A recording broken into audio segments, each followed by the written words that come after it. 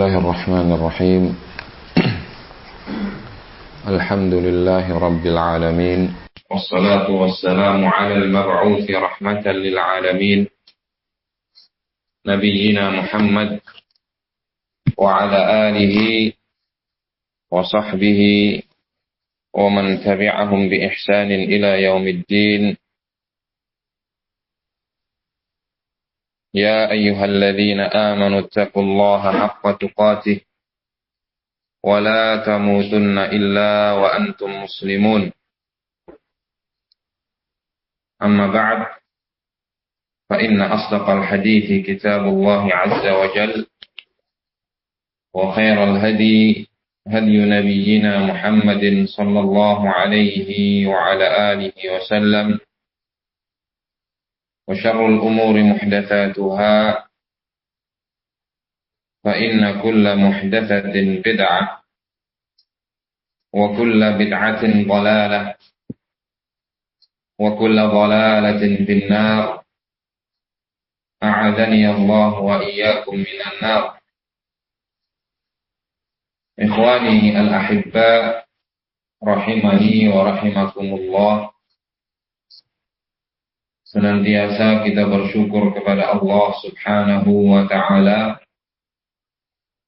yang telah mempertemukan kita semua di pagi hari yang sejuk ini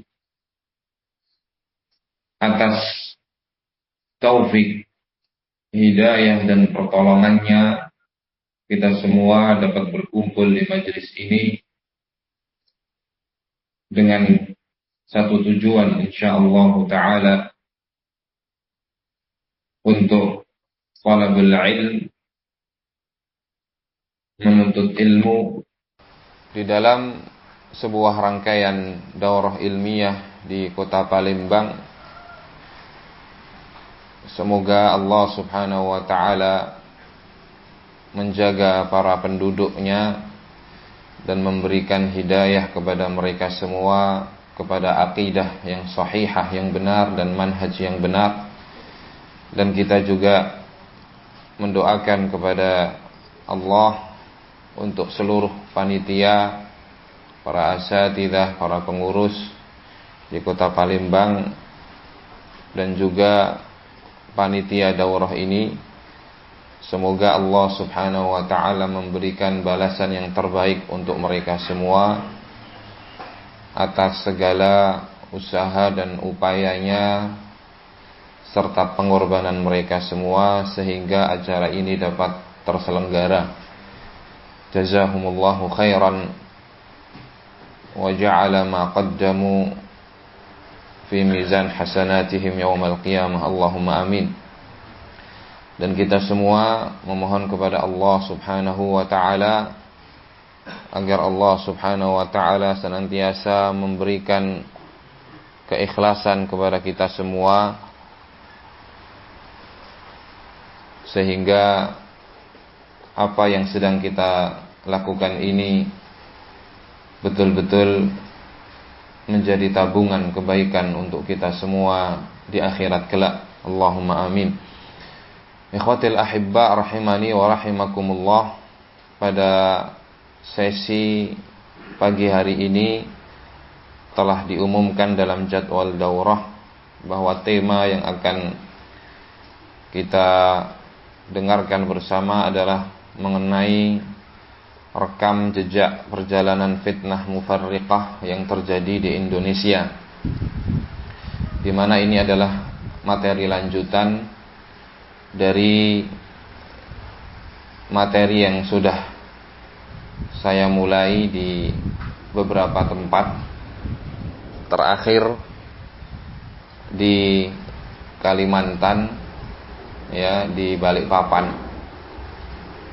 Nah, dan kita sudah sampaikan beberapa hal, ya, beberapa poin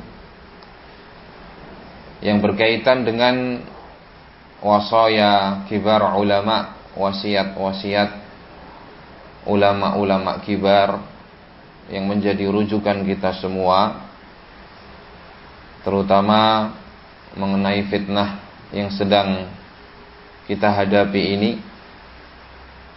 bagaimana kronologis dan perjalanan wasiat-wasiat tersebut ya disampaikan oleh mereka, yang mana saya bacakan ya dalam sebuah muhadharah. Kemudian setelah itu bagaimana respon dari masing-masing pihak, di mana pada dasarnya yang mengadu adalah asatidzah kita, asatidzah jumhur. Naam, hafizahumullah wa raddahum ilal haqqi raddan jamila. Mereka mengirim data kepada para masyayikh, naam, lewat saya. Kemudian setelah itu para masyayikh memberikan wasiat-wasiat.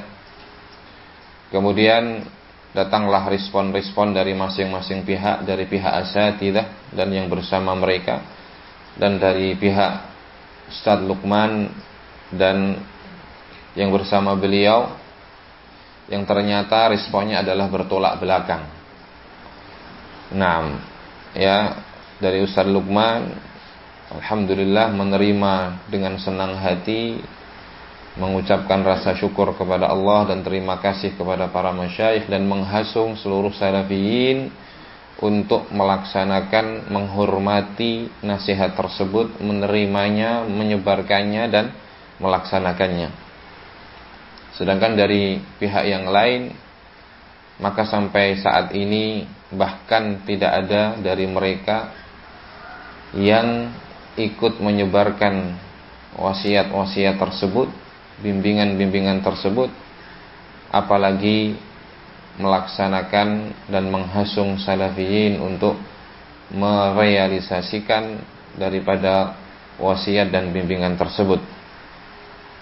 Dan bahkan sebaliknya, di sana ada usaha-usaha ya untuk menggugurkan dan membatalkan wasiat-wasiat itu dengan berbagai macam cara, dengan mengeluarkan syubhat-syubhat dan juga mengeluarkan tuduhan ataupun mengeluarkan ya vonis-vonis keji terhadap beberapa pihak yang memiliki keterkaitan dengan wasiat tersebut.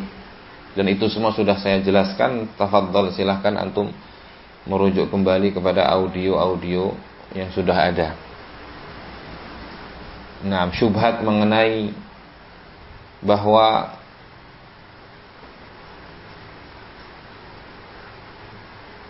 sebuah dukungan dari Syekh Arafat tentang keabsahan dan kebenaran wasiat tersebut, ya, mereka memunculkan syubhat bahwasanya ya pertanyaan yang diajukan kepada beliau lewat akun Twitter resmi beliau, ya, maka akun penanyanya adalah majhul.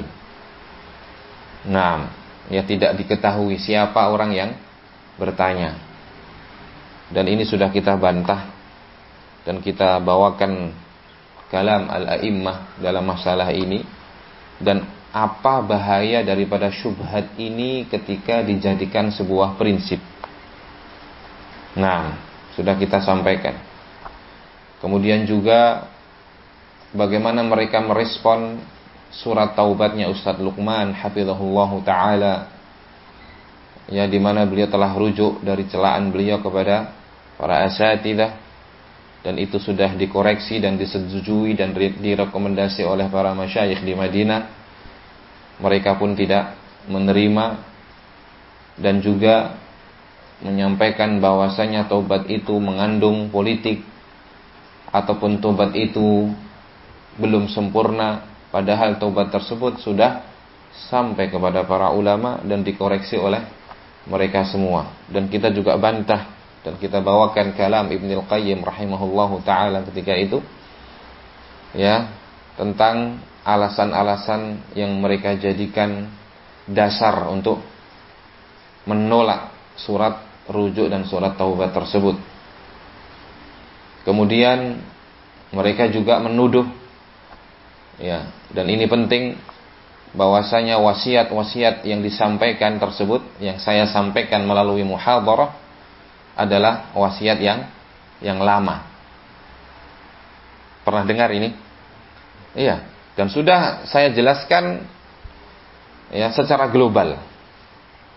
Tetapi ternyata subhanallah sampai hari-hari ini mereka masih memposting di channel-channel ya fitnah.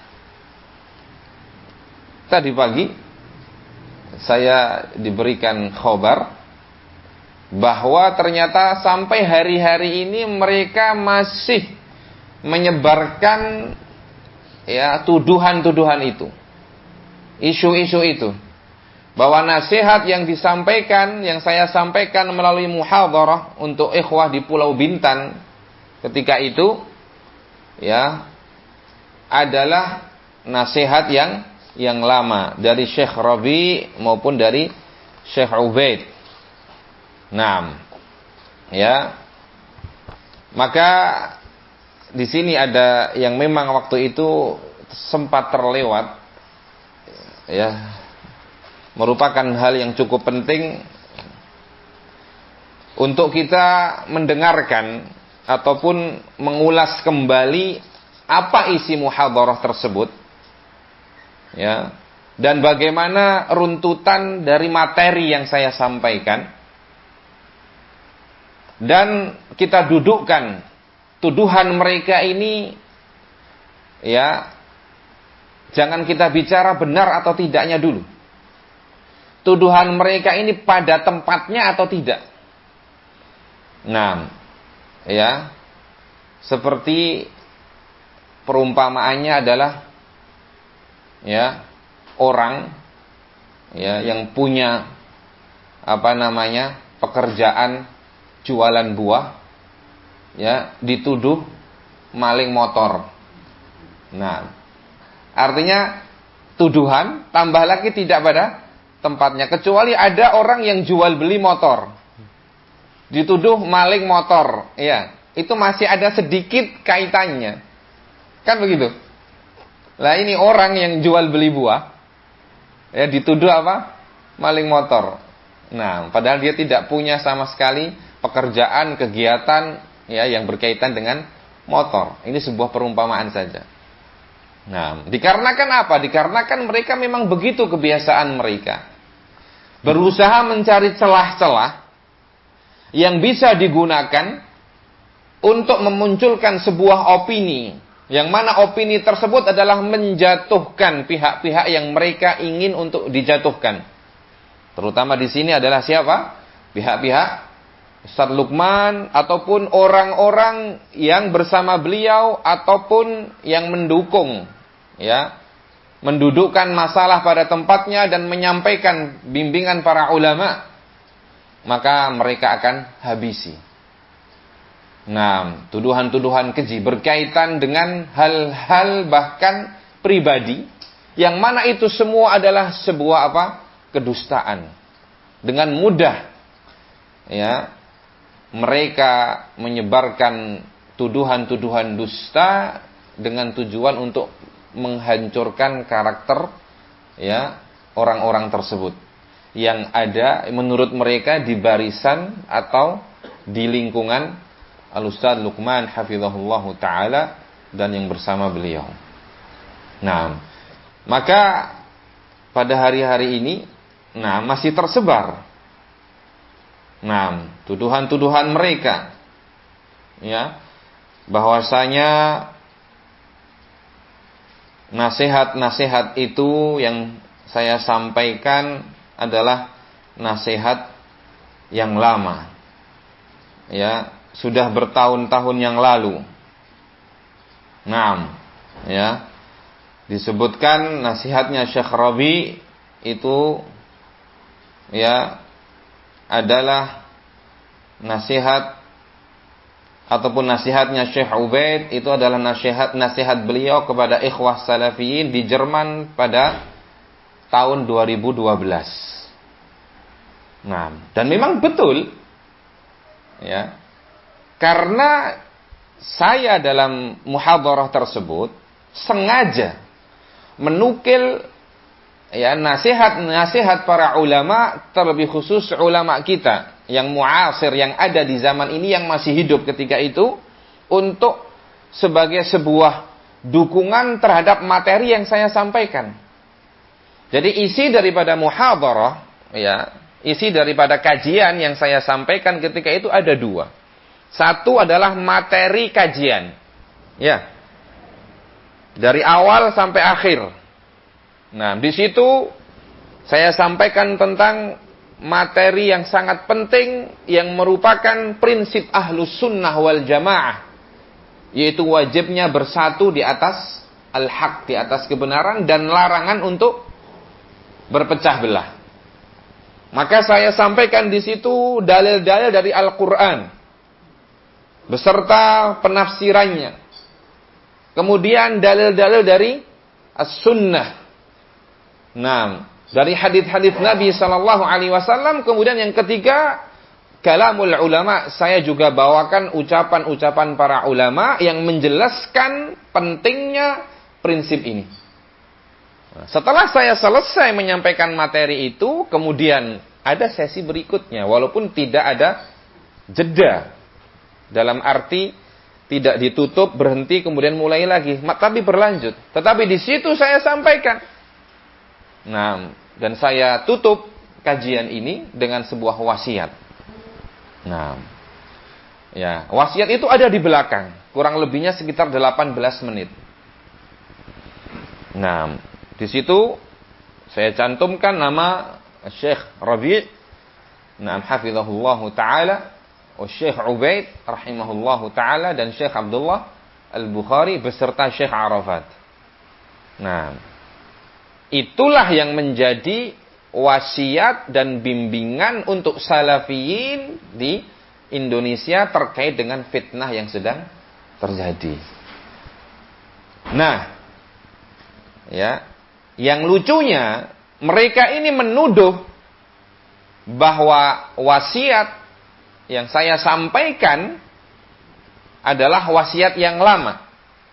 Tetapi saya memframing, ya, saya bungkus, ya, dan saya beri judul seolah-olah itu nasihat untuk salafiyin di Indonesia pada fitnah yang sedang dihadapi. Padahal itu tempatnya adalah menjadi apa? Salah satu materi apa? Kajian tersebut, muhadharah tersebut. Yang memang tidak pernah di situ saya mengatakan bahwasanya itu adalah wasiat ataupun nasihat terbaru untuk fitnah yang sedang melanda salafiyin di Indonesia.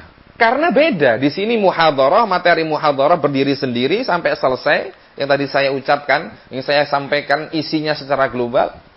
Dan yang kedua adalah baru saya sampaikan nasihat dan bimbingan para ulama terkait fitnah yang sedang melanda, yang tidak ada kaitannya secara langsung. Nah, ya, ini nasihat khusus untuk permasalahan yang terjadi. Adapun ini adalah sebuah materi dari muhadharah yang juga memang isinya sengaja, ya, saya buat supaya kita salafiyin ini betul-betul menjaga ukhuwah, menjaga persatuan, ya, di atas al-haq, dan menjauhkan diri dari perpecahan. Nah, bisa dipahami ini antum? Jelas ya? Tapi mereka terus seperti sudah dijelaskan sebagian channel, sebagian para asyatidah. Tapi anehnya salafin masih percaya. Antum bayangkan. Nah, masih banyak yang sempat tanya ke saya. Nah, maka jawaban saya sebenarnya mudah. Silahkan dengarkan muhadharah itu dari awal sampai akhir. Karena repotnya orang-orang mudah terbawa oleh fitnah ataupun terpengaruh dengan sebuah statement ataupun sebuah berita karena mereka tidak mau meneliti, tidak mau mengoreksi, tidak mau tabayyun dan tasabbut. Nah, padahal cukup seseorang dengan mendengarkan isi daripada muhadharah tersebut dari awal sampai akhir, dia akan faham. Dan dia tidak akan mungkin percaya dengan tuduhan tersebut. Nah, ya. Jadi itu. Tidak ada kaitannya kemudian dituduh bahwasanya nasihat itu nasihat yang lama. Bagaikan tadi penjual buah dituduh apa? Nyuri motor. Nah, ataupun kalau nyuri motor masih mending ya. Ada kadang bisa jadi penjual buah nyuri motor. Penjual buah korupsi. Nah, korupsi bagaimana? Nah, ya. Taib. Maka marilah kita dengarkan. Nah, ya. Isi daripada muhadharah tersebut karena ini cukup penting. Karena memang fitnah itu biasanya ya memberikan pengaruh yang negatif, baik secara langsung ataupun ketika fitnah tersebut sudah berlalu. Yang jadi masalah terkadang penyakit-penyakit ini ternyata juga menjangkiti salafiyin yang bersama para ulama. Mulai di sana sini terdengar sedikit banyak perpecahan, perselisihan. Nah, karena memang terkadang di dalam menghadapi fitnah ini kita tidak mengambil pelajaran dengan baik. Sebenarnya apa yang menjadi sebab inti daripada fitnah tersebut dan prinsip apa yang dilanggar dalam fitnah tersebut.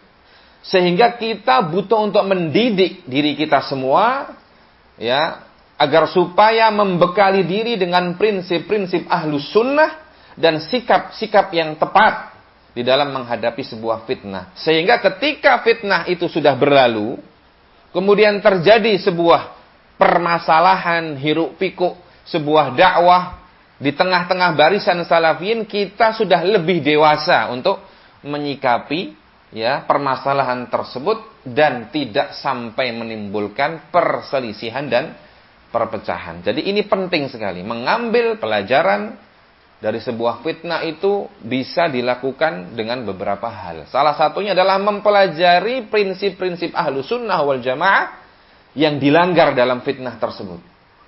Cara-cara yang dilanggar dalam fitnah tersebut. Sehingga berikutnya kita tidak akan terjatuh dalam lubang yang sama. Ya, ketika ada masalah yang menimpa di tengah-tengah barisan salafiyin yang bersama para ulama, ya kita sudah lebih dewasa. Nah, bisa bersikap lebih ilmiah, bisa bersikap adil. Nah, taib. Di sini, ya, ketika dalam muhadharah tersebut saya sampaikan, maka saya mengawalinya dengan muqaddimah, nah, khutbatul hajah, ya. Sampai kepada hadis, nah, ya, yang tadi juga saya bacakan, nah, fa inna asdaqal hadits kitabullah dan seterusnya. Kemudian, nah, jadi ini ringkasannya ada dalam bahasa Arab. Waktu itu saya kumpulkan materi, nah, kemudian saya sampaikan. Nah, ya, di sini saya katakan, fa min usuli hadzal dinil qawim wa min usuli hadzal manhajil haqq. Di antara perkara-perkara pokok dalam agama yang lurus ini. Dan di antara prinsip-prinsip manhaj yang benar ini, yaitu manhaj salafus saleh, adalah sebuah prinsip yang disebutkan oleh Syekhul Islam Muhammad ibn Abdul Wahhab rahimahullahu ta'ala dalam karya tulis beliau yang ringkas yang berjudul Sittatul Usul Al-Azimah. 6 landasan pokok. Nah, salah satu karya tulis beliau yang ringkas. Itu sudah biasa dengar, ya. Al-Usul As-Sittah atau Sittatul Usul Al-Azimah. Nah, dan prinsip-prinsip yang beliau sebutkan dalam karya tulis beliau itu, ya, sudah disebutkan oleh Allah Subhanahu wa taala dan dijelaskan secara gamblang di dalam Al-Quran. Jadi beliau menyebutkan ada 6 prinsip dan perkara pokok dalam agama yang harus ya kita ketahui dan kita pelajari dan kita jadikan prinsip dalam beragama. 6 hal ini, 6 prinsip dan 6 pokok ini adalah merupakan sebuah kesimpulan ya yang beliau ambil dari Al-Quran. sudah Allah Subhanahu wa taala sebutkan di dalam Al-Qur'an. Nah, ya, sebagaimana beliau sendiri mengatakan sittatu usulin bayyanaha Allah taala bayanan wadhihan lil awam. Nah, ada 6 prinsip yang sudah dijelaskan oleh Allah Subhanahu wa taala dengan penjelasan yang gamblang. Ya, lil awam, ya, bagi orang-orang awam. Artinya orang-orang awam pun yang tidak punya dasar dalam agama, tidak mengerti bahasa Arab, ketika mendengar penjelasan dari beliau tentang 6 prinsip ini akan paham. Karena memang hal ini adalah hal yang sangat mendasar, yang harus diketahui oleh setiap muslim. Nah, ya. Akan tetapi, nah, bersamaan dengan penjelasan yang sudah jelas dari Allah Subhanahu wa taala di dalam Al-Qur'an, ghalita fiha katsirun min adhkiya'il 'alam wa uqala'i bani Adam illa aqallul qalil, kata beliau.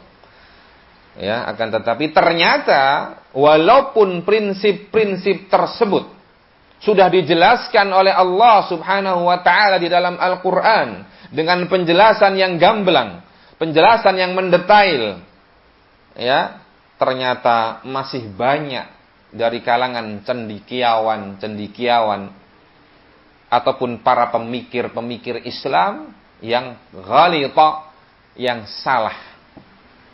Nah, yang tergelincir, ya, dari kalangan anak-anak Adam, ya, kecuali hanya sedikit dari mereka yang faham dan benar. Nah, dan di sinilah kita mengetahui mahalnya nikmat apa? Hidayah.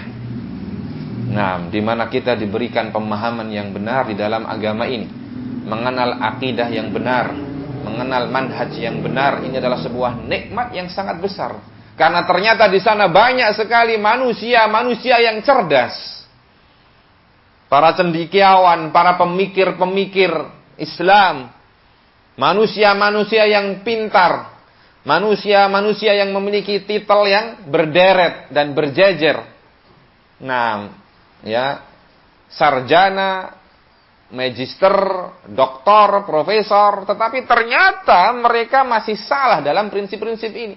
Tidak paham tentang prinsip-prinsip ini, padahal juga sudah Allah Subhanahu wa taala jelaskan di dalam Al-Qur'an dengan penjelasan yang paripurna.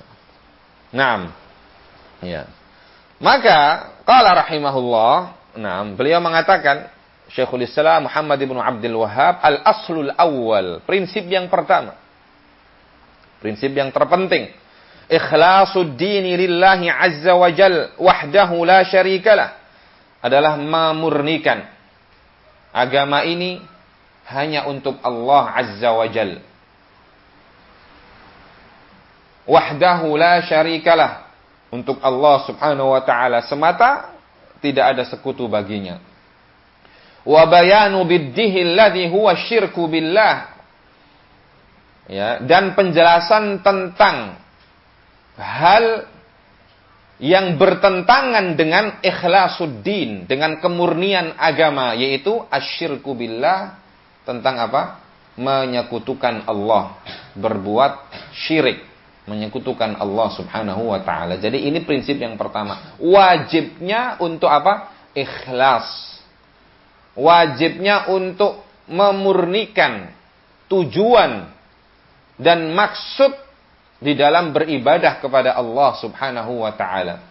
Jadi ibadah kita, agama kita ini semuanya kita peruntukkan kepada Allah subhanahu wa ta'ala. Apapun yang kita lakukan, apapun yang kita ucapkan, ibadah apapun, amalan apapun, perbuatan apapun, ya harus dipersembahkan untuk Allah subhanahu wa ta'ala semata, tidak ada sekutu baginya.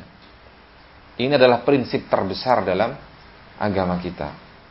Hal yang paling menentukan hidup kita ini akan bernilai atau ternyata hidup kita ini akan sia-sia.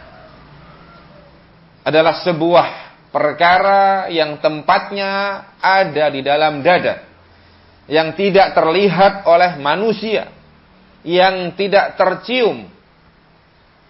Akan tetapi hal itu menjadi penentu bagi kualitas hidup seseorang dan penentu bagi nasib seseorang. Maka barang siapa yang lulus dan lolos dari prinsip ini, dalam arti dia bisa memegang prinsip ini sepanjang hidupnya, semua yang dia lakukan, ibadah yang dia lakukan, ucapan-ucapan yang dia lakukan, pekerjaan yang dia lakukan, muamalah, ya bergaul, berteman, berinteraksi, yang dia lakukan semuanya ketika dia lakukan lillah, untuk Allah subhanahu wa ta'ala, maka itu semua akan menjadi sesuatu yang bernilai di sisi Allah, yang akan merubah nasibnya, ya, menjadi orang-orang yang akan diberikan kabar gembira oleh Allah subhanahu wa ta'ala dengan kebahagiaan di dunia maupun di akhirat. Nah, itu prinsip yang pertama. Nah, kita tidak akan bicara terlalu panjang, karena bukan itu yang saya jadikan inti dari tema kajian ataupun muhadharah ketika itu. Kemudian, sampai akhir dari prinsip ini beliau sampaikan. Kemudian al-aslu tsani, prinsip yang kedua. Amara Allah Ta'ala bil ijtima'i fid din wa naha 'anit tafarruqi fihi. Allah Subhanahu wa Ta'ala memerintahkan kita semua bil ijtima' untuk bersatu, berkumpul fid din, dalam agama. Perkumpulan yang dilandasi oleh apa? Agama. Bukan perkumpulan yang dilandasi oleh sebuah politik. Ataupun perkumpulan yang dilandasi oleh sebuah kepentingan dunia. Atau kepentingan jabatan. Ataupun kedudukan. Ya. Ataupun organisasi, tidak. Tapi perkumpulan tersebut didasari dengan apa? Fiddin, dalam hal agama. Berlandaskan agama. Wa naha 'anit tafarruqi fihi ay fiddin, dan Allah Subhanahu wa Ta'ala melarang kita semua untuk tafarruq, berpecah belah dalam agama. Nah, fabayyana Allahu hadza bayanan syafiyan, maka Allah Subhanahu wa Ta'ala telah menjelaskan prinsip ini dengan penjelasan yang syafiyah, yang mengobati, penjelasan yang betul-betul memberikan kecukupan, penjelasan yang cukup. Yafhamuhul awam, yang difahami oleh orang-orang awam. Wa nahana, dan Allah Subhanahu wa Ta'ala melarang kita semua an nakuna kalladzina tafarraqu, untuk bergabung dengan orang-orang yang berpecah belah, wakhtalafu, dan berselisih, qablana, sebelum kita, fahalaku, sehingga mereka binasa. Jadi Allah memerintahkan kita untuk apa? Bersatu. Melarang kita untuk berpecah belah dalam agama. Allah juga melarang kita untuk menyerupai ataupun bergabung dengan orang-orang sebelum kita, yang mana mereka berpecah belah dan berselisih, fahalaku, yang kemudian akibatnya mereka telah binasa. Jadi di sini beliau menjelaskan bahwasanya sebab kebinasaan orang-orang sebelum kita, di antara sebab kehancuran orang-orang sebelum kita, karena mereka berselisih dalam agama dan mereka berpecah belah. Nah, jadi ini sebuah prinsip, bersatu di atas agama, di atas kebenaran. Nah, wa dzakara annahu amaral muslimin, dan Allah Subhanahu wa Ta'ala juga menyebutkan bahwasanya Allah Subhanahu wa Ta'ala memerintah kaum muslimin bil ijtima'i fid din, untuk bersatu, berkumpul dalam agama, wa nahahum 'anit tafarruqi fihi, dan melarang mereka semua untuk berpecah belah dalam agama. Nah, ya. Kemudian saya sampaikan, saya akan menjelaskan tentang prinsip ini dalam ya kajian kali ini. Ketika itu saya sampaikan begitu. Perlu diketahui bahwasanya prinsip yang mulia ini, yaitu perintah untuk bersatu di atas al-haq, di atas agama, itu tidak disebutkan oleh beliau, oleh Syekhul Islam Muhammad bin Abdul Wahhab, ya, diambil dari min kisih, Anda sebutkan, atau min akli, diambil dari kantong baju beliau atau dari kepala beliau. Akan tetapi prinsip ini beliau ambil dari sebuah kesimpulan, ya, yang telah beliau simpulkan dari nususil wahyain, dari dalil-dalil Al-Quran dan As-Sunnah. Nah, qala Allah Ta'ala, Allah Subhanahu wa Ta'ala berfirman, wa'tasimu bihablillahi jami'an wa la tafarraqu, dalam surat Ali Imran ayat 103. Allah Subhanahu wa Ta'ala berfirman, wa'tasimu, dan berpegang teguhlah bihablillah, dengan tali Allah. Nah, jami'an, secara menyeluruh. Wala tafarraqu, dan janganlah kalian berpecah belah. Wankuru ni'matallahi alaikum, dan ingatlah nikmat Allah Subhanahu wa Ta'ala kepada kalian. Idh kuntum a'da'a, yang dulu ketika itu kalian saling bermusuhan. Fa'allafa baina qulubikum, kemudian Allah Subhanahu wa Ta'ala menyatukan hati-hati kalian. Fa'asbahtum bi ni'matihi ikhwana, sehingga dengan nikmat Allah Subhanahu wa Ta'ala kalian semua menjadi bersaudara. Jadi dulu yang kalian bermusuhan, berpecah belah, bahkan saling memerangi sebagian kalian terhadap sebagian yang lain, dengan nikmat Allah, yaitu dengan Islam ini, kalian semua bisa menjadi apa? Saudara. Nah, ya. Ini ayat yang pertama. Kemudian ayat yang lain dalam surat Asy-Syura ayat ke-13, Allah Subhanahu wa Ta'ala berfirman, syara'a lakum minad dini ma wassa bihi Nuha walladzi auhayna ilaika wa ma wassayna bihi Ibrahim wa Musa wa Isa an aqimud dina wa la tatafarraqu fi. Allah Subhanahu wa Ta'ala telah mensyariatkan untuk kalian sebuah agama. Ya. Yang mana agama tersebut telah Allah Subhanahu wa Ta'ala wasiatkan pula kepada Nabi Nuh. Jadi apa yang disyariatkan untuk kita telah diwasiatkan oleh Allah kepada Nabi Nuh alaihi salatu wassalam.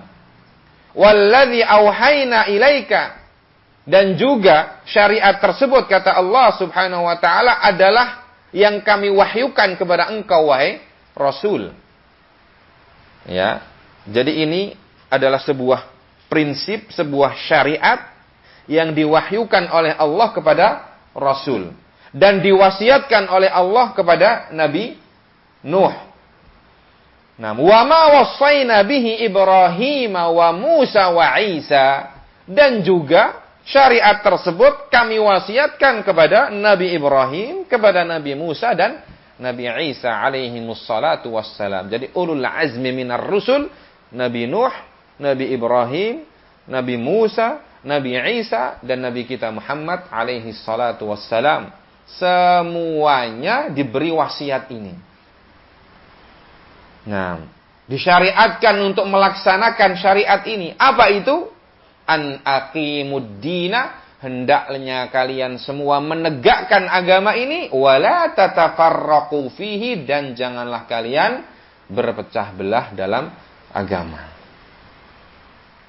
Jadi perintah untuk bersatu dalam agama itu sudah berlaku sejak zaman siapa? Para nabi dan para rasul sebelum kita. Ini bukan hal yang baru di dalam syariat kita. Nah, ini bukan hal yang baru saja muncul. Tiba-tiba kok kita diperintahkan untuk bersatu, jangan bermusuhan. Tidak. Ini adalah syariat sejak zaman siapa? Nabi Nuh, Rasul yang pertama kali Allah Subhanahu wa Ta'ala utus ke muka bumi ini. Untuk memperbaiki keadaan manusia ketika itu. di mana mereka sudah mulai terjerumus dalam perbuatan-perbuatan yang dilarang oleh Allah Subhanahu wa taala, di antaranya adalah kesyirikan dan pelanggaran-pelanggaran yang lain, di antaranya adalah berpecah belah dan permusuhan.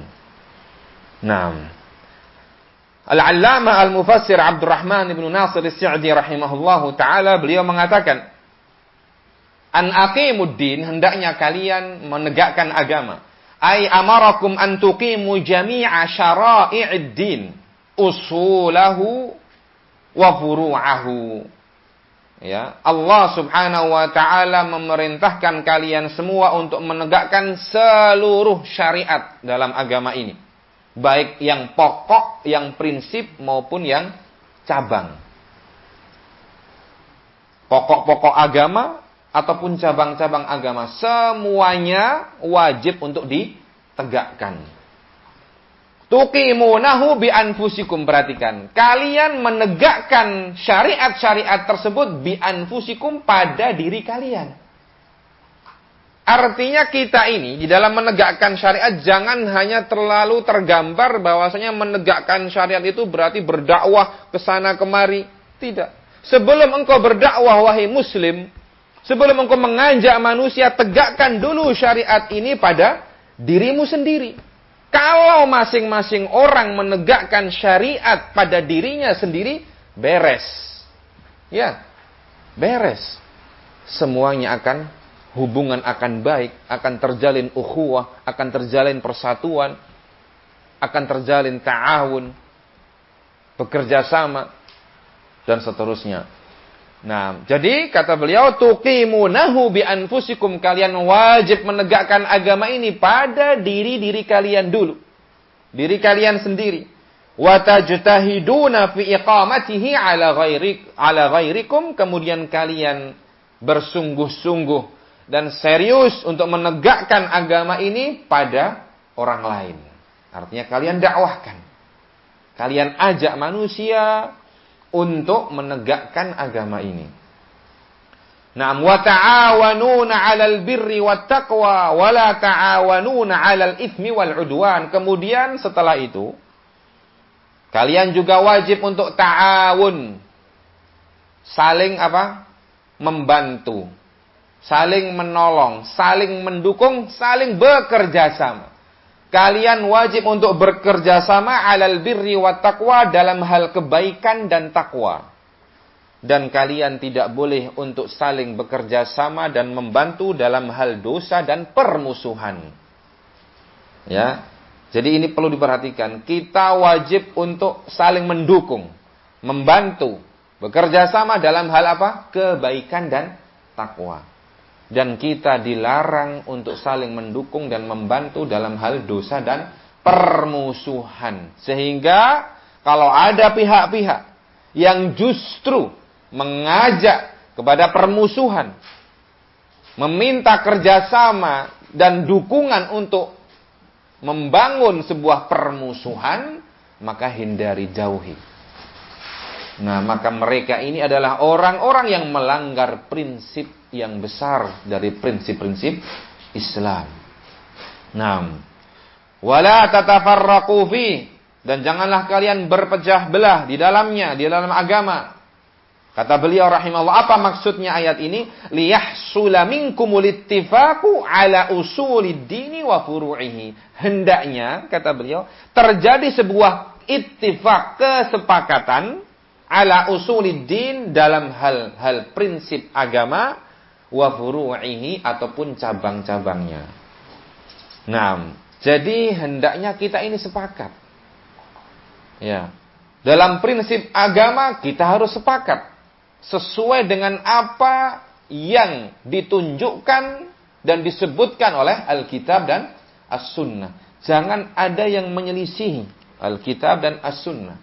Dalam hal cabang-cabang agama juga demikian. Masail-masail ibadat wal muamalat, permasalahan-permasalahan yang berkaitan dengan ibadah, berkaitan dengan muamalah, bagaimana berinteraksi dengan orang lain dengan ataupun dari berbagai sisinya, dalam hal berdagang, pergaulan, dalam hal hubungan dengan tetangga, hubungan dengan teman, hubungan dengan istri, hubungan dengan anak, hubungan dengan orang tua, hubungan dengan pemerintah, hubungan dengan aparatur negara, semuanya sudah diatur.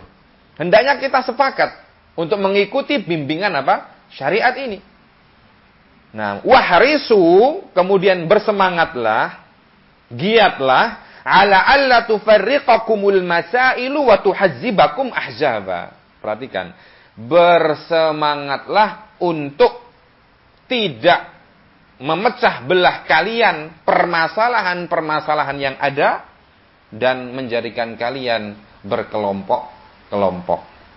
Jadi kalau ada masalah, ada problem, jangan sampai masalah tersebut memecah belah kita. Jangan sampai masalah tersebut menjadikan kita berkelompok-kelompok, bergolongan-golongan. Nah, gap. Ya. Satu kelompok punya pendapat sendiri, kelompok yang lain punya pendapat sendiri, akhirnya berpecah. Nah, ya, padahal itu masalah yang biasa. Jadi kalau ada masalah, jangan langsung punya pikiran bahwasanya masalah tersebut menjadikan kita harus berpisah atau bermusuhan atau berpecah. Nah, ya, wa takununa syi'a yu'adi ba'dukum ba'dha. Ya, dan kalian menjadi syi'a. Naam, berkelompok-kelompok, yu'adi ba'dukum, sebagian kalian memusuhi ba'dhan sebagian yang lain, ma'attifaqikum ala asli dinikum, padahal kalian semua sepakat dalam hal apa? Pokok agama kalian. Tuhan kalian satu, kitab kalian satu, rasul kalian satu. Pokok-pokok yang paling pokok kalian semua sepakat. Kenapa dalam masalah-masalah cabang kalian menjadi berpecah belah dan bermusuhan? Bersikaplah dewasa. Nah, jadi ini maksudnya wala tatafarraqu fi, dan janganlah kalian berpecah belah dalam agama sehingga permasalahan yang menimpa kalian itu jangan sampai membuat kalian berpecah. Kalau ada perselisihan, maka didudukkan dengan baik. Nah, kita diskusi dengan baik. Nah, dan kewajiban kita semua adalah kembali kepada Alkitab dan As-Sunnah. Fa in tanaza'tum fi syai'in farudduhu ila Allahi war Rasul in kuntum tu'minuna billahi wal yaumil akhir, dzalika khairu wa ahsanu ta'wila. Kalau kalian berselisih dalam sebuah masalah, ada masalah yang menimpa ini, masalah apapun, masalah pondok, ya, masalah yang berkaitan dengan hubungan dengan masyarakat, masalah santri, ya, ini punya pendapat, ini juga punya pendapat. Ini santri harus dikeluarkan, yang satunya lagi pengurus mengatakan oh jangan, atau santri ini harus diterima, yang satunya lagi jangan. Oh, yang satu lagi naikkan SPP, yang satu tidak perlu. Nah, masalah-masalah seperti ini jangan membuat kalian apa? Bermusuhan. Jangan membuat kalian berpecah belah. Ini wajar. Masing-masing orang beda otaknya dan hatinya. Beda pendidikannya dan latar belakangnya. Beda keluarganya dan pabriknya. Orang tuanya beda-beda. Ya, terkadang satu orang tua saja, anak-anak itu ya punya karakter sendiri dan ya kepribadian sendiri. Ini satu pabrik bahasanya. Apalagi yang pabriknya banyak dan berbeda-beda. Berlatihlah untuk berlapang dada. Nah, ketika diadakan sebuah musyawarah, sebuah rapat, koordinasi dari para pengajar atau para pengurus, nah, ada berbeda pandangan, wajar. Berlapang dada. Nah, ya, kita berusaha mencari mufakat, mana yang paling dekat kepada kebenaran. Kalaupun tidak menjadi sebuah keputusan, maka dihormati dan dilaksanakan bersama ketika itu menjadi sebuah kesepakatan. Nah, dan tidak ada salahnya kesepakatan yang sekarang kemudian akan berubah pada hari berikutnya. Ya kan begitu? Kemudian perlu dirapatkan lagi, dimusyawarahkan lagi, ditinjau ulang, sehingga akhirnya akan menghasilkan kesepakatan yang berbeda. Dan saling menghormati. Ketika ternyata terjadi sebuah kesepakatan yang berbeda, terus pihak yang pendapatnya diambil pada kesepakatan yang baru itu jangan, oh itu kan, saya sudah bilang, akhirnya begini, jangan.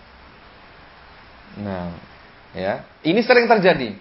Jadi ketika ada beda pendapat dalam sebuah rapat, tapi diputuskan, kesepakatan bersama adalah misalnya SPP-nya naik.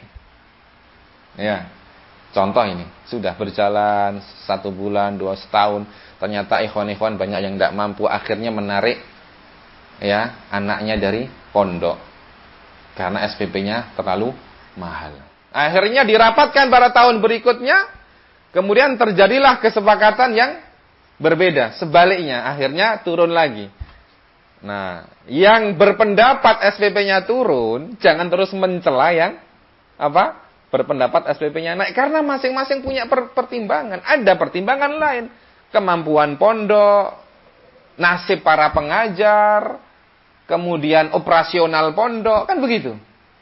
Saling menghormati dan menghargai, menjaga persatuan dan meninggalkan sebab-sebab perpecahan. Ini penting ya ikhwan. Jadi wahrisu, semangatlah kalian ala alla tufarriqakumul masail wa tuhazzibukum aw tuhazzibakum ahzaba. Bersemangatlah, jangan sampai permasalahan-permasalahan yang ada itu membuat kalian berpecah belah dan berkelompok-kelompok, bergolongan-golongan, sehingga yang satu memusuhi yang lainnya. Kita harus dewasa. Nah, ya, menghadapi permasalahan, mendudukkan permasalahan sesuai dengan porsinya. Ini hanya masalah cara pandang. Yang mana kita semua ya tidak ada yang maksum. Tidak ada yang terlepas dari kesalahan. Yang mungkin kita tergelincir. Mungkin kita selamat pada hari ini. Belum tentu ketika bulan depan engkau juga selamat. Bisa jadi engkau terjatuh dalam sebuah pelanggaran ataupun ketergelinciran. Demikian pula saudara kita yang sekarang tergelincir. Bisa jadi bulan depannya dia lebih baik dari kita. Sehingga itulah ya fungsi daripada persatuan. Agar supaya ketika ada yang kurang, yang tergelincir, ya disempurnakan, dinasihati, diajak lagi kembali. Kemudian begitu pula ketika kita yang tergelincir, kita diajak lagi, dinasihati, kan begitu. Itulah agama yang indah ini. Nah, ya kemudian saya lanjutkan, wa qala ta'ala wa la takunu minal musyrikin minal ladzina farraqu dinahum wa kanu syi'a kullu hizbin bima ladaihim farihun, dalam surat Ar-Rum ayat 31 dan 32. Allah Subhanahu wa taala berfirman, dan janganlah kalian menjadi seperti orang-orang musyrik. Nah, apa karakteristik orang-orang musyrik? Ya, sifat-sifat orang-orang musyrik. Minal ladzina farraqu dinahum, dari kalangan orang-orang yang memecah belah agama mereka. Ya. Wa kanu syi'a, dan mereka itu bergolongan-golongan. Kullu hizbin, setiap golongan, bima ladaihim farihun, berbangga dengan apa yang mereka miliki. Berbangga dengan pendapat yang mereka pegang. Itulah ya ciri khas orang-orang musyrik. Nah, jadi misalnya ada seseorang dalam agama ini yang memandang bahwasanya ketika al-qiyamu minar ruku', ketika berdiri dari ruku' adalah isdal, melepas tangannya. Yang satu lagi menggenggam tangannya di dada. Jangan sampai masalah ini membuat kita berpecah belah dan berselisih. Sama seperti tadi masalah SPP ataupun masalah menerima santri ataupun ya mengeluarkan santri dan lain sebagainya.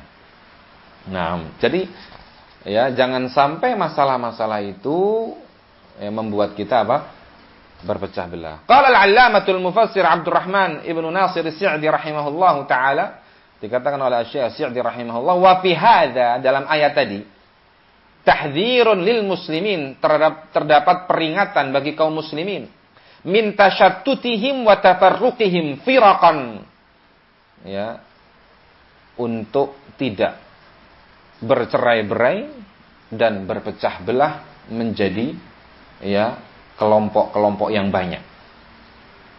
Nah, kullu fariqin yata'assabu lima ma'ahu min haqqin wa batil. Setiap kelompok mereka fanatik terhadap pendapatnya dan prinsipnya, baik itu merupakan hak kebenaran wa batil maupun kebatilan. Itu kalau sudah terjadi perpecahan, ya biasanya demikian. Setiap kelompok, setiap geng, ya akan fanatik terhadap apa? Pendapatnya. Benar atau batil, benar atau salah, pokoknya ini pendapat saya, pendapat kami. Fayakununa musyabihina bidzalika lil musyrikina fit tafarruq. Maka dengan hal itu mereka telah menyerupai orang-orang musyrik dalam hal berpecah belah. Beginilah kondisi orang-orang musyrik. Orang-orang yang menyekutukan Allah Subhanahu wa taala, yang tidak memiliki tauhid. Orang-orang yang menyembah selain Allah, menjadikan tandingan untuk Allah, mereka hidupnya carut-marut. Seperti itu, berpecah belah, bermusuhan. Itulah kondisi mereka. Lalu apakah kita sebagai kaum muslimin yang memiliki Tuhan yang sama, sembahan yang sama, yang mentauhidkan Allah Subhanahu wa taala, rela untuk menyerupai mereka? Menjadikan hidup kita semua menjadi carut-marut, tidak karuan dengan berpecah belah dan bermusuhan? Nah, sehingga jangan sampai itu terjadi di tubuh kaum muslimin, apalagi di tubuh salafiyin, orang-orang yang menjadi panutan bagi kaum muslimin. Naam. Bal dinu wahid, wal rasul wahid, wal ilahu wahid, kata beliau. Bahkan agama itu satu, rasul juga satu, al ilah sembahan kita juga satu. Nah, kemudian perhatikan kata beliau, wa aktsarul umuri diniyati waqa'a fihal ijma'u bainal ulama'i wal a'immah.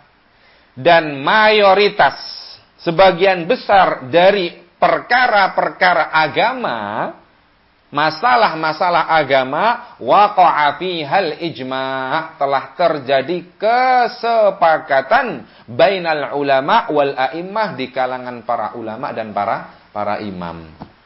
Jadi kalau kita mau belajar lebih dalam lagi, menimba ilmu lebih dalam lagi tentang agama yang indah ini, maka sejatinya kebanyakan dari masalah-masalah agama ini disepakati oleh para ulama, disepakati oleh para a'immah, ya, para tokoh-tokoh agama ini. Lalu kenapa kalian bisa berselisih dan berpecah belah? Sedangkan mayoritas dari agama ini terjadi apa? Kesepakatan di dalamnya. Naam. Ya.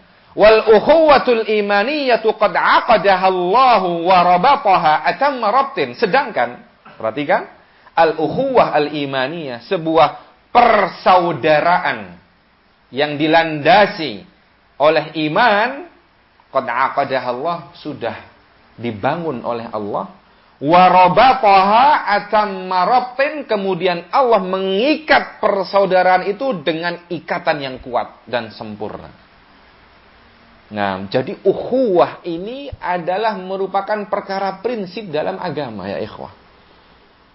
Persaudaraan sesama muslim. Setiap orang yang mengaku muslim wajib untuk bersaudara.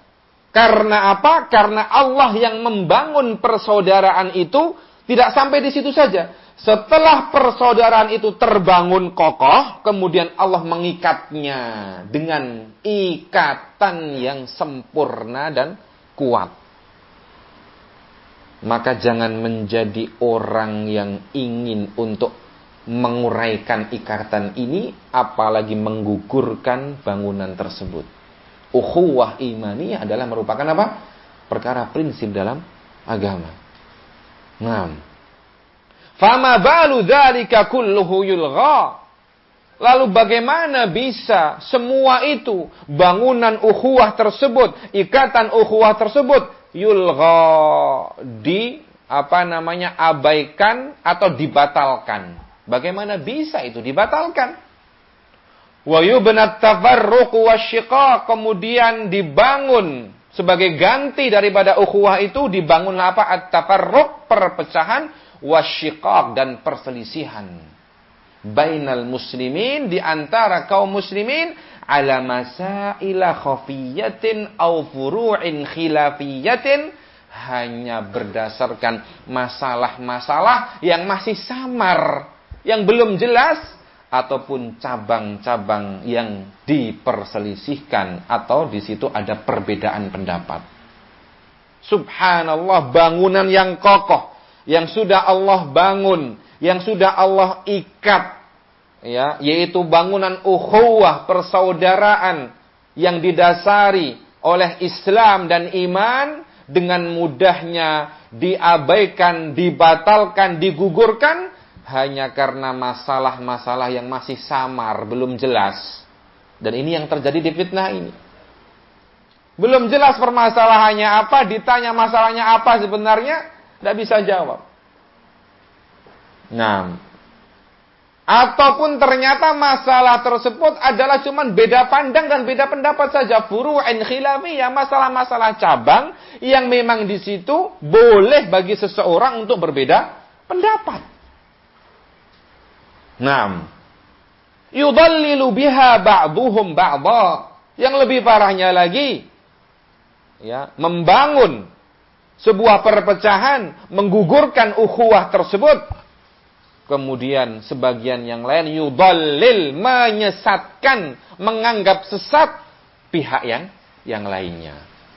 Ini terjadi tidak ini? Terjadi. Beliau ini bukan omong kosong. Walaupun beliau di Saudi sana, nah, di Qasim, nah, ya, di Unaizah, salah satu ulama besar. Beliau adalah gurunya Asy-Syaikh Al-Allamah Al-Faqih Muhammad bin Shalih Al-Utsaimin. Nah, ya, betul-betul nyata. Yang beliau sampaikan ini betul-betul ya kita saksikan sekarang-sekarang ini. Dan bahkan juga sebelumnya. Masalah yang belum jelas. Qila wa qila fulan wa qala fulan wa dzakara fulan haddatsani fulan akhbarani fulan. Nah, sehingga muncullah di fitnah ini apa? Para pengarang. Nah, ya, pengarang cerita, pengarang kisah. Nah, sebuah musibah yang besar. Lebih repotnya dan lebih membahayakan dan lebih ya menganehkan lagi, orang-orang yang mempercayai cerita-cerita yang dikarang tersebut. Nah, diterima, dipercaya, lebih aneh lagi, lebih mengherankan lagi, kemudian disebarkan. Ya, tanpa ada tasabbut dan tabayyun, dan lebih parahnya lagi dijadikan sebuah dasar untuk membangun sebuah sikap seperti yang beliau sebutkan, yudallilu ba'duha ba'dha au ba'duhum ba'dha. Sebagian dari mereka akhirnya menyesatkan pihak yang lain hanya di atas dasar masalah-masalah yang belum jelas atau masalah-masalah yang di situ boleh bagi seseorang untuk berbeda pandangan. Nah, fahimtum hadza? Dipahami ini? Nah, ya. Jadi sengaja saya bawakan ucapan beliau ini ketika itu karena memang itu yang terjadi. Ketika pihak asatidzah sering sekali menghubungi saya tentang ya fitnah di Indonesia ini. Nah, ya, tidak tahu apakah mereka mau mengakui itu atau tidak. Berbulan-bulan mereka menghubungi saya, mengadu ke saya tentang fitnah yang sedang melanda. Nah, kemudian karena saya membacakan wasaya kibar ulama ini, tiba-tiba langsung berubah total. Nah, saya disikapi, saya dijauhi, dan seterusnya, difitnah. Nah, dan seterusnya. Nah, labas. Kan kelihatan di sini ya. Makanya kemarin pada sesi sebelum ini ketika di Balikpapan, Nah, dari respon masing-masing itu sudah kelihatan. Dan Syekh sudah paham. Tapi beliau masih bersabar, terus bersabar. Nah, kemudian kata beliau berikutnya, "Fahal hadza illa min akbari nazaghati syaitani wa a'zami maqasidih allati kada biha lil muslimin." Nah, ataupun sebelum itu, "Wa yatamayyazu biha ba'dhum 'an ba'dhin." Dan juga bahkan sebagian dari mereka ingin beda, ingin tampil beda ya dari pihak yang lain. Selain mereka saling menyesatkan, mereka menyesatkan pihak yang berlawanan, mereka juga ingin berbeda, tampil beda. Nah ini keinginan untuk tampil beda ini juga bahaya. Ya. Sehingga terkadang masalah-masalah yang dulu mereka sepakati, yang dulu mereka mengakui itu benar, karena sudah adanya su'ul qasd, tujuan yang busuk, tujuan yang buruk, akhirnya mereka berusaha untuk menampilkan sebuah perbedaan, ya, atau sebuah perkembangan menurut mereka atau kemajuan terhadap cara dakwah mereka atau sistem pendidikan mereka yang dulunya mereka mengingkari itu semua. Nah, sekarang berbondong-bondong mereka menyerukan ijazah. Wa ma adrakumul ijazah wasyahadat. Nah, dan kalian belum tahu hakikat daripada ijazah dan syahadat. Nah, yang jadi masalah ini anak-anak kita ini mau dididik. Nah, ya, untuk menjadi para pencari ijazah. Dan apakah pemerintah kita juga mewajibkan, memerintahkan agar setiap warga negaranya memiliki ijazah? Atau ternyata pemerintah kita mewajibkan dan memerintahkan setiap warga negara untuk berpendidikan dan cerdas? Nah, kita lihat kembali Undang-Undang Dasar. Nah, pembahasannya panjang nanti. Nah, ya, di situ mengijazahkan rakyat Indonesia atau mencerdaskan bangsa. Nah, ya kan? Ya atau ya? Kemudian yang mereka didik itu apakah memang ya para generasi penerus kita itu akan dididik untuk menjadi orang-orang yang mencari ijazah dan pencari ijazah, atau orang-orang yang terampil dan berkarya dan bermanfaat bagi Islam, kaum muslimin dan bagi bangsanya. Nah, ini nanti pembahasan tersendiri, banyak sisi-sisi yang kita sebelum melangkah, minimalnya permasalahan itu didudukkan dulu dengan tenang, ya, dengan slow, dipikirkan dengan baik, segala sisinya difahami dengan baik apa makna daripada peraturan-peraturan pemerintah atau undang-undang negara ini. Karena mereka hujahnya ta'atan liwaliyil amr, ta'atan liwaliyil amr, taat kepada pemerintah, taat kepada waliyul amr. Sehingga di salah satu pondok pesantren tiba-tiba ada undangan bagi wali murid dan wali santri untuk datang dan berkumpul. Kemudian mereka disampaikan sebuah keputusan pondok dan kebijaksanaan baru bahwasanya pondok akan mengadakan ujian, ya, kesetaraan, ikut kejar paket. Karena ini adalah sebagai ta'atan liwaliyil amr, sebagai ketaatan terhadap pemerintah. Sampai-sampai ketika itu di antara pengajar mereka datang kepada saya menanyakan hal ini. Nah, ya. Jadi wali murid, wali santri dimintai uang, ya, uang untuk apa? Ikut ujian. Ya, ikut ujian, dan mereka diminta untuk menyerahkan data-data anak-anak masing-masing. Nah, ya. akta kelahirannya, kakaknya, dan seterusnya. Nah, langsung ya ikut ujian, kejar paket C. Nah ini yang jadi pertanyaan besar. Kalau Anda memang hujah Anda taat kepada pemerintah, apakah cara seperti ini memang yang dimaukan dan diperintahkan oleh pemerintah? Masya Allah, tanpa ada proses belajar, langsung ujian, kejar paket itu harus melalui proses apa? Belajar, itu yang saya tahu.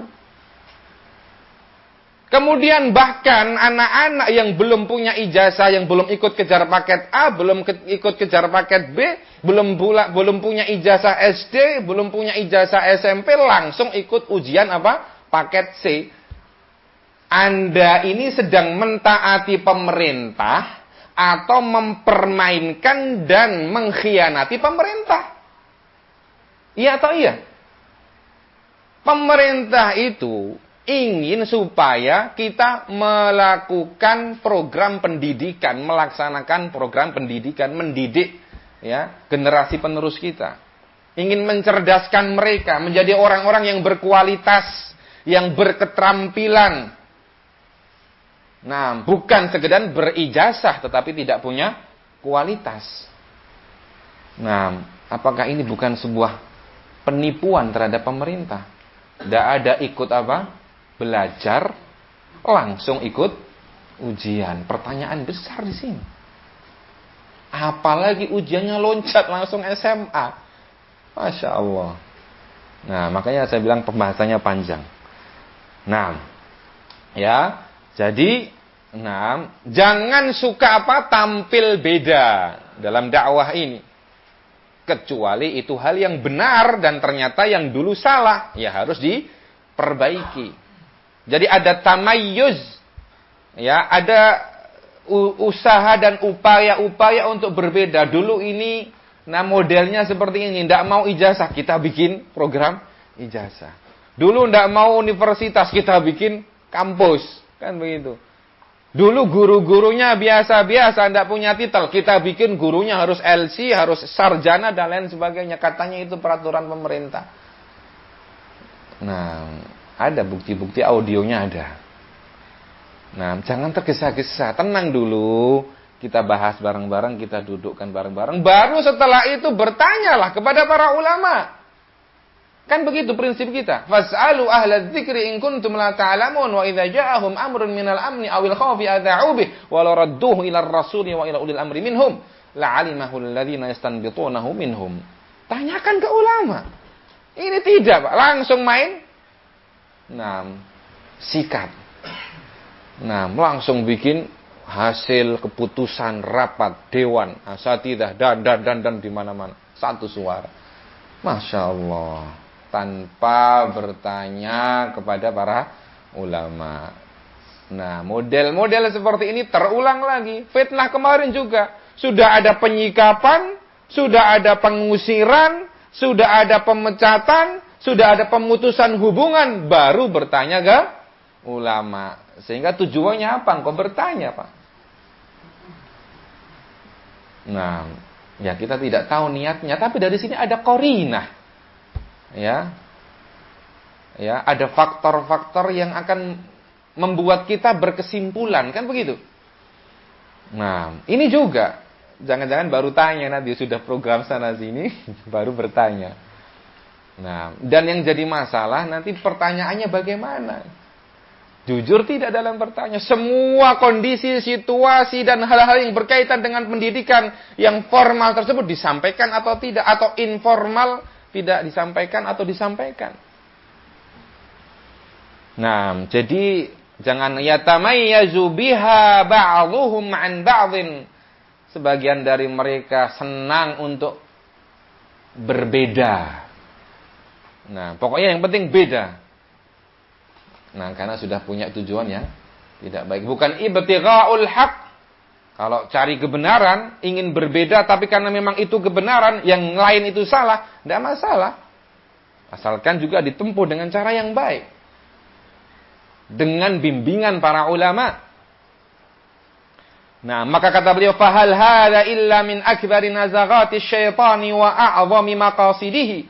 Maka apakah ini bukan termasuk dari nazaghati syaitan, ya, jerat-jerat syaitan yang paling besar, wa a'zami maqasidihi, dan tujuan terbesar syaitan allati kada biha lil muslimin, yang mereka gunakan untuk menipu kaum muslimin atau melakukan tipu daya terhadap kaum muslimin, menimbulkan perpecahan hanya karena urusan yang samar atau tidak jelas atau urusan-urusan kecil.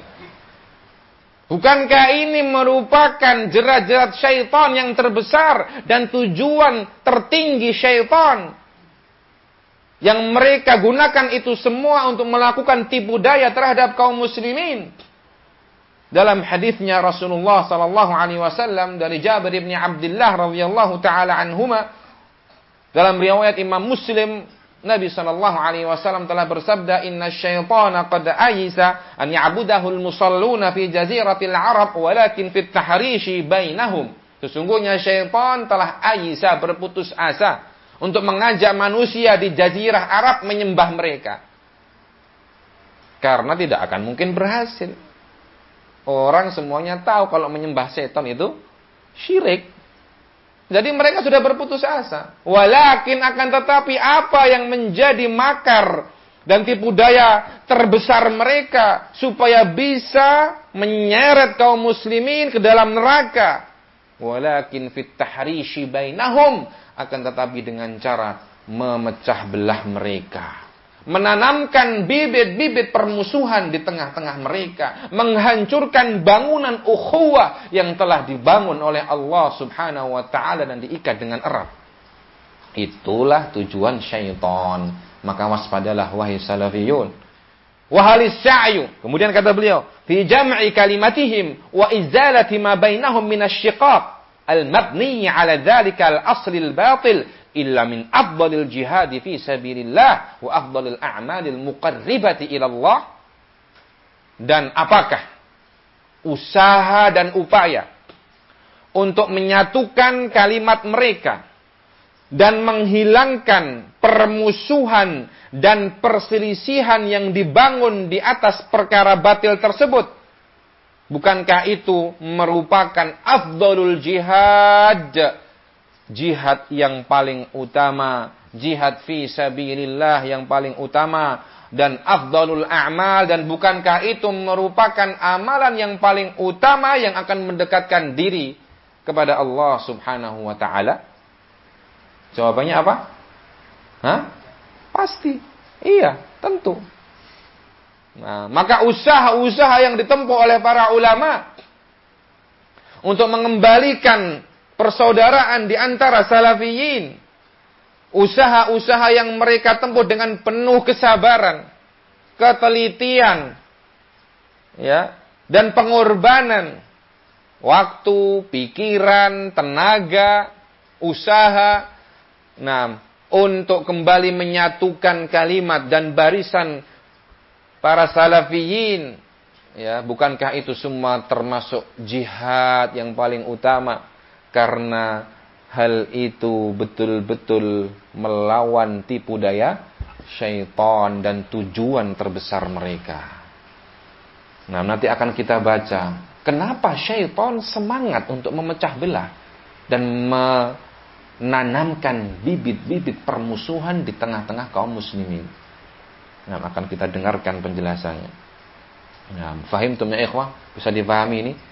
Sehingga jangan sampai masalah-masalah ringan, ya, masalah-masalah sepele itu membuat apa? Perpecahan dan perselisihan. Nah, pihak yang salah, kalau memang itu kesalahan, wajib rujuk. Pihak yang benar tidak boleh memusuhi ketika itu masalah-masalah apa? Ringan, bukan masalah prinsip yang mengharuskan seseorang untuk membangun sebuah permusuhan. Intinya setiap masalah yang terjadi, dudukkan, tempatkanlah pada tempatnya sesuai dengan porsi dan dosisnya. Sebagaimana Anda kalau datang kepada seorang dokter mengeluhkan sebuah penyakit, maka tentunya Anda ingin supaya penyakit tersebut sembuh, diberikan obat sesuai dengan penyakit yang diderita dan sesuai dengan dosisnya. Kan begitu? Demikian pula ini, ada masalah, dudukkan dulu. Kita bicarakan dengan baik. Nah, kebenaran dan keabsahannya. Kemudian cari solusi dengan baik, sesuai dengan porsinya. Kalau tidak ada kesepakatan, tanyakan kepada yang lebih berilmu. Nah, belum ada kesepakatan lagi, tanyakan lagi kepada para masyayikh dan para ulama. Kan begitu. Jangan langsung dijadikan sebuah dasar untuk berpecah belah, bermusuhan, untuk bersikap. Karena memang ini kayaknya apa ya ikhwah? Manis sekali. Ya. Penyikapan itu kayak seolah-olah sebuah hiburan bagi seseorang. Hanya dengar kabar, oh gitu ya, si fulan itu, oh gitu, langsung kita ikut-ikut menyikapi. Iya kan? Itu syaitan. Nah, maka kata Nabi Shallallahu Alaihi Wasallam bahwasanya neraka itu dihiasi dengan al-makarih, dengan sesuatu yang secara jiwa dan nafsu seseorang tidak disukai. Sedangkan al-jannah ya, surga itu dihiasi dengan perkara yang apa? Tidak disukai. Sedangkan an-nar, neraka itu dihiasi dengan perkara-perkara yang cocok dengan hawa nafsu dan jiwa seseorang. Nah, sehingga jangan mudah terbawa. Nah, kekang jiwa kita, atur. Nah, ya. Kemudian berikutnya kata Allah Subhanahu wa taala, nah, wa qala ta'ala dalam surat Al-An'am ayat 159, innal ladzina farraqu dinahum wa kanu syi'a lasta minhum fi syai'. Sesungguhnya orang-orang yang memecah belah agama mereka dan mereka menjadi berkelompok-kelompok, lasta minhum, engkau wahai Rasul tidaklah termasuk dari mereka dalam hal apapun. Tidak termasuk dari mereka sama sekali. Nah, lasta minhum wa laysu minka, kata Syekh As-Sa'di, yaitu engkau tidak termasuk dari mereka dan mereka tidak termasuk dari engkau. Jadi Allah Subhanahu wa taala melepaskan Rasulullah dari mereka. Nah, ya, membuat beliau berlepas diri dari orang-orang yang memiliki sifat seperti itu. Nah, suka berpecah belah, ya. Dan mereka menjadi berkelompok-kelompok, golongan-golongan, geng-geng. Wa qala ta'ala, Allah juga berfirman dalam Al-Anfal ayat yang ke-46. Wa la tanaza'u fatafshalu wa tadhhaba rihukum, dan janganlah kalian berselisih. Fatafshalu, yang akan membuat kalian menjadi gentar, membuat kalian menjadi lemah. Wa tadhhaba rihukum, dan akan hilang kekuatan kalian. Jadi perselisihan itu adalah sebab kelemahan. Nah, permusuhan itu adalah sebab hilangnya kekuatan. Musuh-musuh Islam tidak perlu sibuk menyerang kaum muslimin. Mereka cukup menjadi penonton sambil ketawa. Mereka sendiri hancur dengan mereka sendiri. Saling bermusuhan, saling berselisih, saling menyerang, berpecah belah, mencaci maki, dan seterusnya. Subhanallah, mereka menikmati ya hidangan-hidangan haram mereka sambil tertawa. Nah, itulah yang terjadi. Nah, ya, aitan halu azaimukum wa tafarraqu quwwatukum. Ya. Kata Syekh As-Sa'di, janganlah kalian berselisih yang akan membuat kalian menjadi lemah dan membuat kalian hilang kekuatan kalian. Apa maksudnya hilang kekuatan? Tanhallu azaimukum.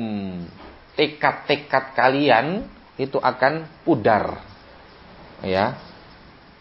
Wa tafarraqu quwwatuhum, dan akan terpecah belah kekuatan kalian. wa yurfa'u ma wa'adtum bihi minan nasri ala ta'atillahi wa rasulih, dan janji Allah Subhanahu wa taala yang sudah diberikan kepada kalian ketika kalian menolong Allah dan Rasulnya, yurfa' akan diangkat. Ya. Bagaimana janji itu akan turun? Janji itu akan datang, pertolongan Allah itu akan datang. Ya. Ketika kalian apa? Bermusuhan dan berpecah belah. Nah, ya. Karena kalian tidak taat kepada Allah, sedangkan pertolongan itu akan datang atas dasar apa? Ketaatan kepada Allah Subhanahu wa taala. Wa qala an-nabiy sallallahu alaihi wasallam, dan Nabi sallallahu alaihi wasallam telah bersabda dalam hadis Abi Hurairah dalam riwayat Imam Muslim. Naam, ya. Innallaha yarda lakum thalathan wa yaskhatu lakum thalatha. Sesungguhnya Allah Subhanahu wa taala ridha terhadap kalian 3 hal, dan Allah Subhanahu wa taala murka untuk kalian 3 hal. Naam. Yarda lakum an ta'tasimu bihablil, yarda lakum an ta'buduhu wa la tusyriku bihi syai'a. Allah ridha untuk kalian menyembahnya dan tidak menyekutukannya dengan suatu apapun. Merealisasikan apa? Tauhid. Itu perkara yang pertama yang Allah ridhai. Wa antu nasihu man wallahu Allahu amrakum. Yang kedua adalah engkau berempati, memberikan nasihat, menginginkan kebaikan untuk orang yang Allah Subhanahu wa taala berikan kekuasaan untuk memimpin kalian. Jadi salah satu perkara yang Allah cintai adalah kita apa? Memiliki empati terhadap penguasa. Dengan nasihat, dengan memberikan doa, dengan mendukung program-programnya ketika itu perkara yang mubah, apalagi perkara yang baik, kita wajib taat. Naam, wa an ta'tasimu bihablillahi jami'an wa la tafarraqu. Kemudian yang ketiga, hendaknya kalian berpegang teguh dengan tali Allah Subhanahu wa taala secara menyeluruh. Wala tafarraqu, dan janganlah kalian berpecah belah. Jelas ini hadisnya. Nah, perintahnya berpegang teguh ya secara menyeluruh, dan larangan untuk berpecah belah. Nah, wa yaskhatu lakum thalatha, dan Allah Subhanahu wa taala membenci untuk kalian 3 hal. Yang pertama al-qila wal qal. Nah, membenci menggosip, menyebarkan hoax, qila. Nah, ada berita begini. Qala, oh, saya pernah diceritai sama si fulan begini. Nah, itu menggosip itu apa? Dibenci oleh Allah Subhanahu wa taala. Karena tadi dengan sebab gosip ini akhirnya akan terjadi apa? Perpecahan, perselisihan, dan permusuhan. Jadi sampai pun menggosip dilarang oleh Allah Subhanahu wa taala. Ingin bertemu, berkumpul dengan teman, nah, perkumpulan itu jadikanlah perkumpulan yang berkah, yang dibahas perkara-perkara positif. Urusan dunia tidak masalah, urusan bisnis, diskusi masalah bisnis, masalah dagang apa, masalah bertani, masalah berkebun, beternak, nah, masalah jualan jasa, masalah umroh, nah, atau masalah agama, masalah pondok. Jangan apa? Isinya apa? Menggosip. Nah, ya, jangan isinya apa? Menggosip. Barakallahu fikum. Nah, kemudian ya, kata Rasulullah berikutnya, wa kathratas su'al. Yang kedua, nah, yang dibenci oleh Allah adalah banyak meminta atau banyak bertanya. Suka minta-minta atau terlalu banyak bertanya. Padahal perkara-perkara yang ditanyakan itu bukan perkara yang penting. Ta'ammuk, terlalu berdalam-dalam. Nah, sehingga seperti kisahnya Banu Israel. Nah, ketika diperintahkan oleh Allah Subhanahu wa taala untuk menyembelih seekor sapi betina. Nah, warnanya apa, besarnya seberapa, yang seperti apa, akhirnya mereka pusing sendiri. Padahal di awal kalau mereka nyembelih sapi jenis apapun sah. Ya. Tapi karena mereka yang berdalam-dalam, akhirnya Allah pun hukum mereka. Nah, ya. Wa idha'atul mal, dan yang ketiga yang dimurkai oleh Allah dan tidak disukai oleh Allah adalah menyia-nyiakan harta. Membelanjakan ya dalam perkara-perkara yang negatif, yang tidak bermanfaat, itu menyia-nyiakan harta. Nah, kemudian dalam hadis yang lain Nabi sallallahu alaihi wasallam juga bersabda. Ini insyaallah terakhir ini dalam pertemuan ini. Karena pertemuan berikutnya insyaallah saya akan bacakan kalam ucapannya Asy-Syaikh Al-Allamah Al-Muhaddits Rabi' Ibn Hadi Al-Madkhali dan Asy-Syaikh Ubaid, ya, yang mendukung prinsip ini. Yang mereka tuduhkan bahwasanya ini adalah nasihat ataupun wasiat yang lama. Ya memang betul. Ya. Kan saya tidak pernah mengatakan ini adalah nasihat yang terbaru ataupun nasihat untuk salafiyin di Indonesia. Karena memang ini pembahasannya adalah masuk dalam materi taklim, materi kajian, materi muhadharah. Baru setelah ini selesai, saya nukilkan nasihat khusus untuk fitnah yang sedang terjadi. Nah, wa qala an-nabiy sallallahu alaihi wasallam la tahasadu wa la tanajashu wa la tadabaru wa la tabaghadu. Nabi mengatakan janganlah kalian saling hasad, jangan kalian melakukan najash. Nah, jangan kalian saling membelakangi dan jangan kalian saling membenci. Apa itu najash? Dalam Kitabul Buyu', an-najash adalah raf'us syi'ri min ghairi iradatin lisyira. Nah, jadi sengaja menaikkan harga sebuah barang tanpa ada tujuan untuk membeli. Nah, tetapi dia ingin idrar, ya, ingin untuk menyakiti atau ingin untuk memberikan madharrah, ya, kepada penjual atau kepada pembeli. Misalnya nih. Nah, ini gelas. Ya, misalnya Ali jualan gelas. Datanglah Mahmud mau membeli. Nah, ya, ditawarlah ini. Gelas ini berapa harganya? Ini 15.000. Nah, wah, terlalu mahal. Si Mahmud bilang kalau boleh 10.000. Yang dipikir-pikir, nah, kalau boleh saya beli 2, kan begitu. Nah, akhirnya ya betul lah. Akhirnya si Ali ya sudah tidak apa-apa. Tiba-tiba datang ini. Nah, si Umar. Nah, berapa itu langsung? Ini 10.000 dia tawar. Sebenarnya ini harganya 15.000. Sudah, saya kalau mau saya beli, padahal tinggal 2 ini. Kalau mau saya beli 13.000. Nah, ya. Akhirnya si Mahmud pergi, enggak jadi. Ya, karena si Umar menawar dengan tawaran yang lebih tinggi. Habis itu si Umar enggak jadi. Ya, enggak jadi, pergi. Nah, si Mahmud sudah marah. Nah, ya ini tujuannya adalah untuk apa? Menyakiti Pak penjual. Atau sebaliknya, ingin membantu si Ali supaya dagangannya laku lebih tinggi harganya. Ketika dia tahu ada datang seorang calon pembeli, ya, misalnya, nah, ya, dia sudah senang sekali sama ini gelas.